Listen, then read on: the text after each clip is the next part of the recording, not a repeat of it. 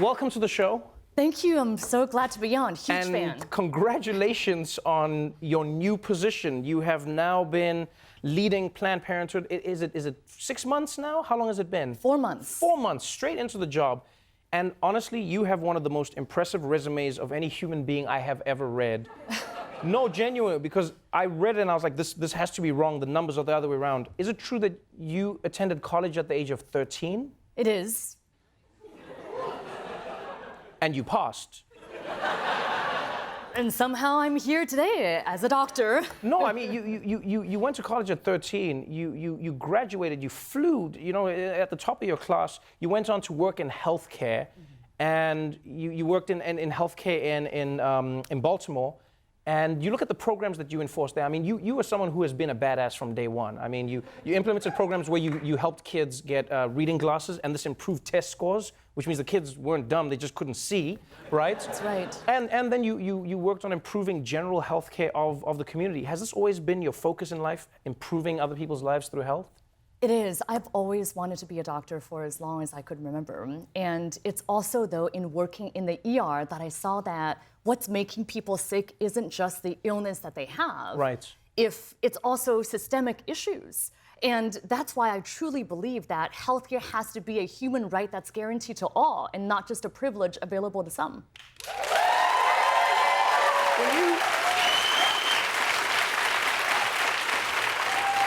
When you take over Planned Parenthood, though, you are taking over an institution that is easily one of the most divisive in America. You have an institution that works to support so many women and their reproductive rights, and you have an institution that has become the single enemy of the right. What is your idea of what Planned Parenthood is supposed to be doing in this country? Planned Parenthood is a healthcare organization. That's how I got to know Planned Parenthood. My mother was a patient of Planned Parenthood, so was my sister, and so was I. Just like 1 in 5 women in America. Right. Look, we're not the ones that made healthcare political. I mean, getting medications for your children, getting breast and cervical cancer screenings, STI tests. Right. These are not political issues.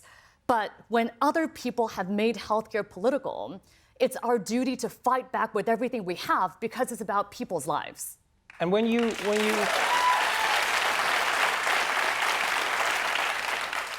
fight back, you are fighting back against people who believe in their convictions as hard as you do. And you know, I've realized that this topic is one that is honestly, you know, one of the most entrenched in America. The topic of abortion in and around Planned Parenthood has been one of the biggest reasons that Republicans want to defund your organization.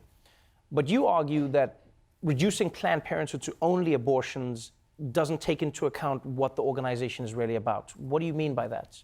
Abortion is a standard medical procedure that 1 in 4 American women will have in our lifetimes.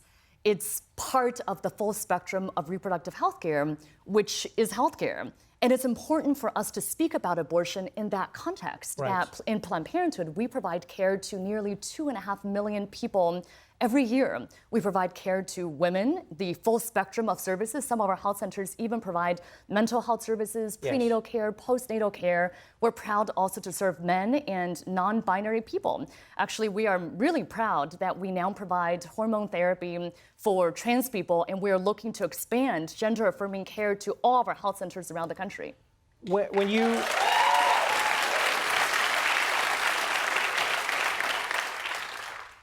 As a doctor, you are in a unique position because you are a physician.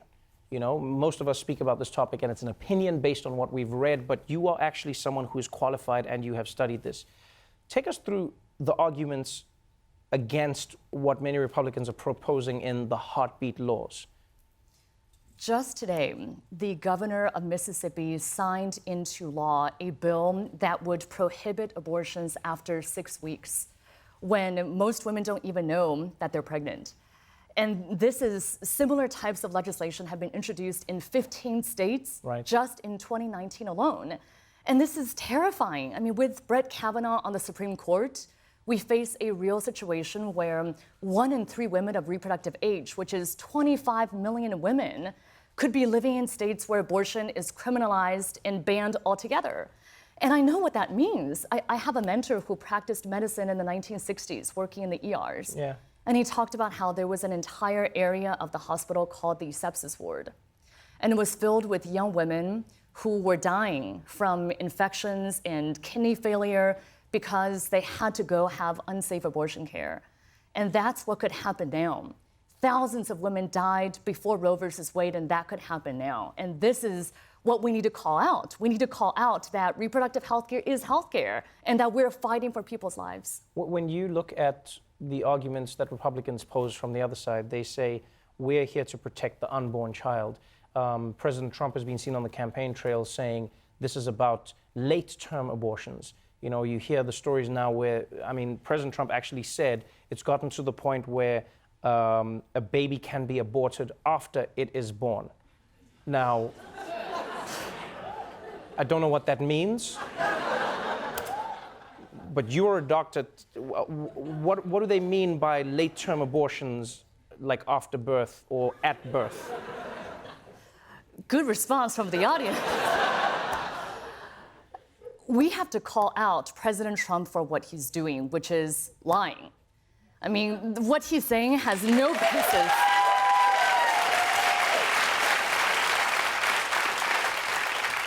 What President Trump is saying has no basis in medicine or reality. And here are the facts. About 99% of abortions occur before 21 weeks. And those that occur later in pregnancy are because something in the pregnancy has gone very wrong. I treated a woman who found out at 21 weeks that she was carrying twins that would never develop their diaphragms or their lungs. And if she'd carried them to term, they would have suffocated upon birth. I mean, these are extremely difficult, hugely personal, and challenging circumstances that women and families find themselves in. Right. And they deserve our compassion.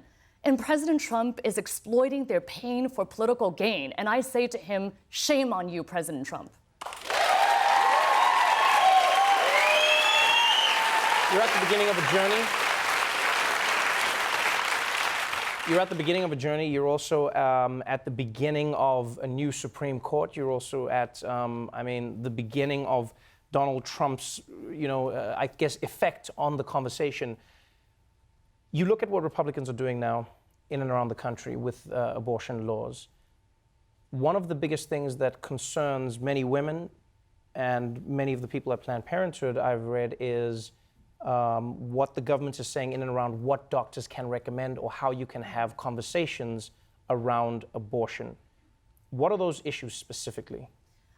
A month ago, the Trump-Pence administration came out with a gag rule around the Title X program. So Title X is a program that provides 4 million low-income women and families with affordable birth control, cancer screenings, STI tests. And the Trump administration came out with a gag rule saying that doctors now cannot provide referrals for women for abortion care, even if women are asking for abortion referral. And it's not even clear what we would do as doctors if it's medically necessary. I mean, this is direct censorship. It's putting a gag on doctors and forcing us to withhold information from our patients. And this is why over 100 medical and nursing and public health organizations are opposing this rule, including the American Medical Association. Now, we at Planned Parenthood would never gag our doctors. We would never force our doctors to lie to our patients. And that's why we are fighting this gag rule with everything we have, including we just recently filed a lawsuit to sue the Trump-Pence administration against this illegal and unethical rule. Look, tell you this much, you are a doctor who is a woman who is running Planned Parenthood, who finished college and is an immigrant. You are literally Trump's nightmare. So good luck on your journey. Welcome. Welcome to your new job. Dr. Leana Wen, everybody.